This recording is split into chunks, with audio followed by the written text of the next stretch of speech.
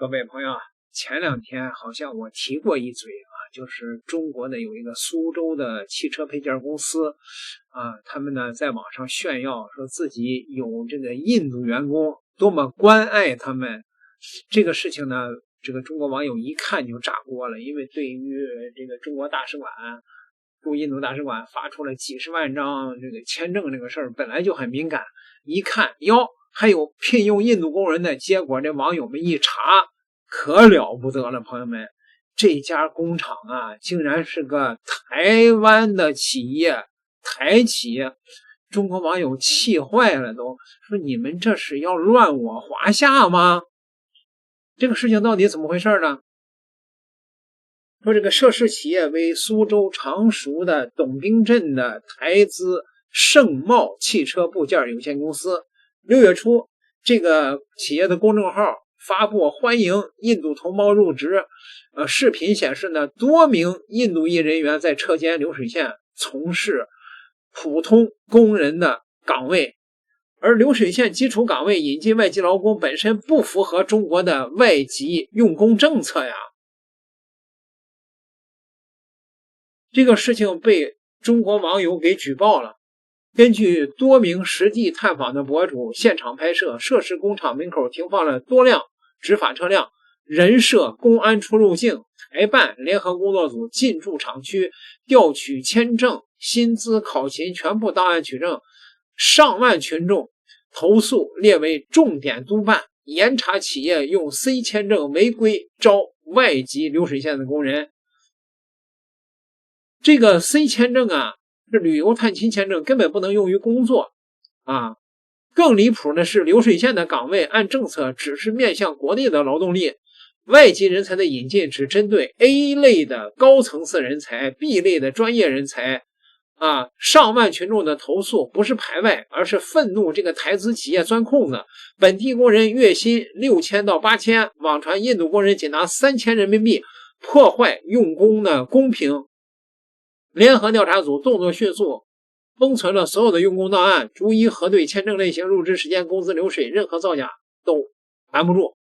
法律红线摆在那儿，非法聘用一人罚1万，总额不超过10万，没收违法所得；外籍人员罚款5000到2万，严重者拘留、遣返、5年禁入。这个台企打小算盘太明显了，想用廉价的外籍劳工压成本，却忘了合规是底线。现在不仅要罚款，可能还会影响企业的信誉和订单。有内部员工爆料，工厂之前还办印度同胞迎新会，大肆宣传，现在全网嘲讽。这波操作真是搬起石头砸了自己的脚啊！你说什么？10万张签证5个月发完，某驻外机构发了个庆祝帖，评论区直接塌房了。按外交礼仪，这顶多算个例行宣传。年度第10万名印度公民拿到赴华签证，还附赠个免签证费的小彩蛋。结果骂声铺天盖地，不是冲那一个人的免签费去的，是冲着一个更直观的信号：5个月10万张，发的勤，发的顺，发的像流水线按钮，隔着屏幕都能闻到那股情绪。不是不欢迎外人，是我们自己人走在自己城市的景区里、地铁里、江边步道上，已经开始闻到不对劲的味道了。别急着扣排外的帽子，一个能把亚运会、奥运会、世博会全办下来的国家，论接待外籍客流的经验，论对多元文化的耐受度，不至于脆弱到被几个签证名额破防。真正让人破防的是那种我礼貌递出去的手，对方当成了可以蹬鼻子上脸的台阶的持续积累。苏州那边这2天炸了，盛茂汽车部件，一家港澳台法人独资的汽零厂被爆出厂区里站着20来号印度籍员工，基本都塞在流水线操作岗。更离谱的是，厂方还搞了个印度同胞专场迎亲会，文案一上网被骂到改口印度同事，最后干脆删文跑路。你说这是合规用工，还是把流水线刷成汇率差提款机？为什么同一个车间干一样的活儿，大家心里那杆秤会这么刺？这些账企业自己最清楚，但真正让全网破防的不止工厂这点事。南大一位汤教授直接把刀递到签证口，一个叫 CS 的印度博主兜里揣150块钱人民币，居然顺利入境，一待40多天。他在中国不买多少吃的，专蹲商场便利店门口伸手要，给句谢谢，不给就摆脸色。签证规则写得明明白白，行程单、酒店订单、资金证明缺一不可。怎么到他这儿就跟玻璃门一样，看得见撞得过？于是所有人的火就串到一起了，一边是厂里把印度用工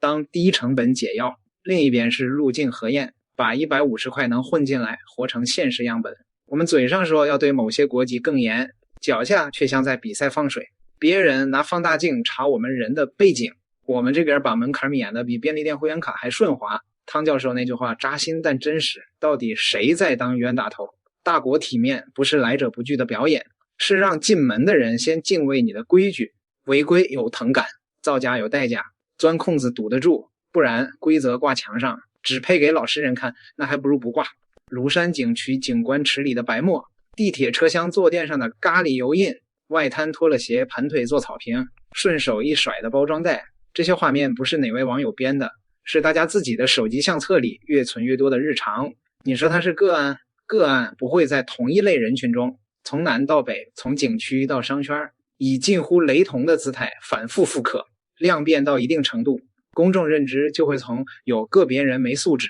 滑向这个通道进来的东西是不是筛得太粗了？这时候谁站在通道口，谁就是靶子。但说句实话，骂签证官是最没用的愤怒。那帮人驻外，隔着8个小时时差替我们守窗口，上面定了几档，粘几条便利，哪些类别走快速通道，他们是执行端，不是决策端，把他们冲垮了。10万个情绪发泄的暂齐了，门口的阀门也不会多一道螺纹，但把别骂一线办事员直接翻译成网友活该闭嘴，同样是精英腔的傲慢。人家的火气有来路，来路不在使馆围墙里面，在城墙外面，在我们把门打开之后，城里面的规矩有没有跟上？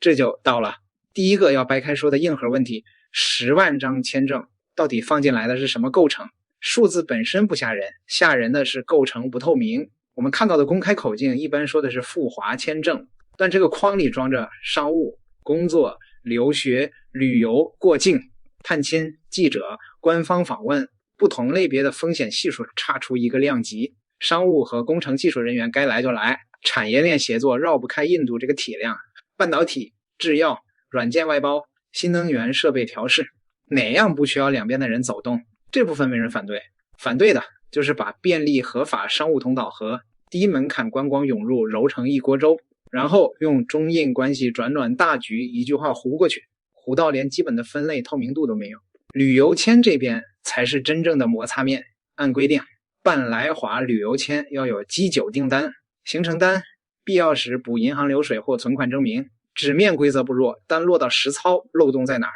业内人心知肚明。邀请函通道被完成了快捷通行证，国内注册个公司，找个挂靠地址，出一份格式邀请函，信息填齐，章盖妥，纸面齐整的像模像样，审核端按清单打勾就够了。谁去核验这位邀请人去年有没有被列过异常经营？谁去核实这位申请人填的住3星级酒店14晚背后钱包里到底有没有撑完14天的钱？这套流程的本意是便利正当往来，结果是养出了一整条灰色中介链，收费代拟行程，代做预定截图，代盖章邀请函，一条龙把审核变成对账，对账对了等于过，再叠加入境端那套所谓的2次核查，理论上口岸有权拦，有权问，有权原机退回，但实际上那是抽检逻辑，不是普查逻辑。碰上航班集中到达，窗口排满，系统告警没触发，就放过去了。放过去之后，境内追踪靠什么？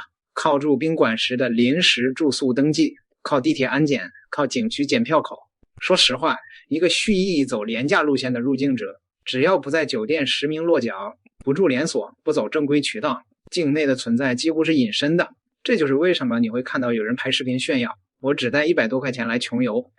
他不是在炫穷，他是在炫这套体系的盲区，而围观者看穿了这个炫才炸。这里必须点破另一层不对称，也是网友情绪里最酸涩的那根刺。我们对印度公民放了多少便利，印度对我国公民就回了多少紧箍咒？答案是几乎没怎么回。印度恢复对华旅游签是真，但手续繁琐，审查周期长，附加要求苛刻也是真。银行流水不低于20万人民币级别的财力证明，详细的境内担保人信息，固定领区预约抢号，这些门槛摆在那儿，不是不能过，是明明白白告诉你我不求你来。而我们这边免预约、免采指纹，费用下调，在线申请，便利叠便利，门槛一降再降。外交上这叫单边善意释放，经济学上这叫不对称互换，落到普通人感知上就成了4个字：亏得慌。你可以说大国要有大国的气量，但气量是拿实力撑的，不是拿老百姓家门口的秩序当耗材烧出来的。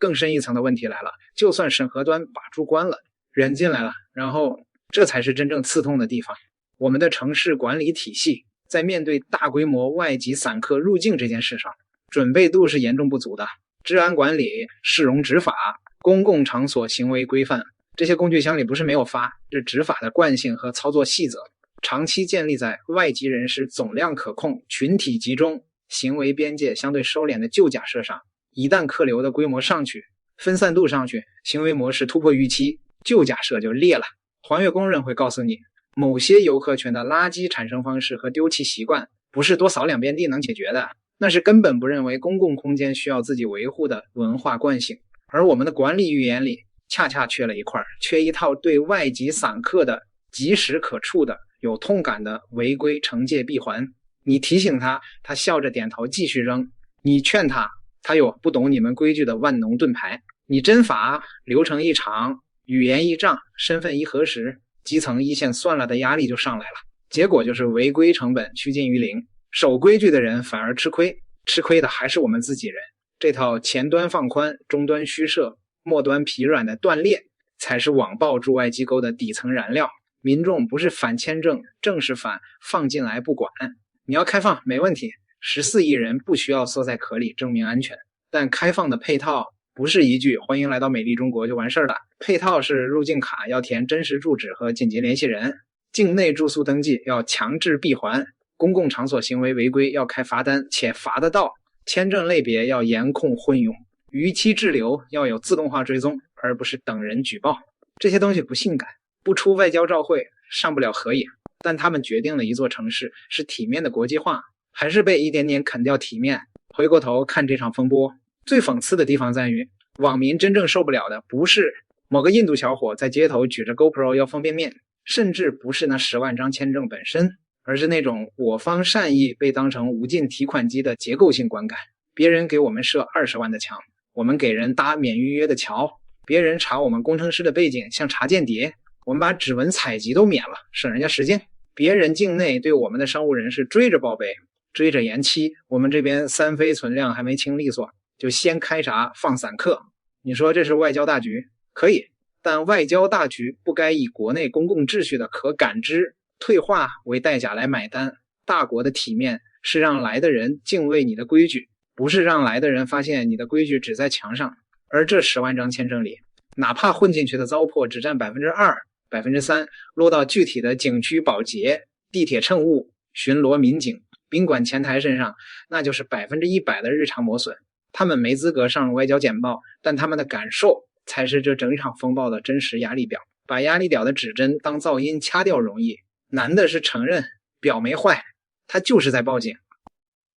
印度年轻人正拼了命想往中国跑，而且是来了就死都不回去的那种，你敢想象吗？苏州的制造业用工的缺口呢确实存在，但解决的方法呢是涨工资，而不是违法引进外籍劳工。这种歪门邪道迟早要被查处。更令人警惕的是，这可能不是孤立啊！有网友反映，苏州的多家台资企业都有类似的情况，用商务签、旅游签招外籍的普通工人，监管必须得跟上。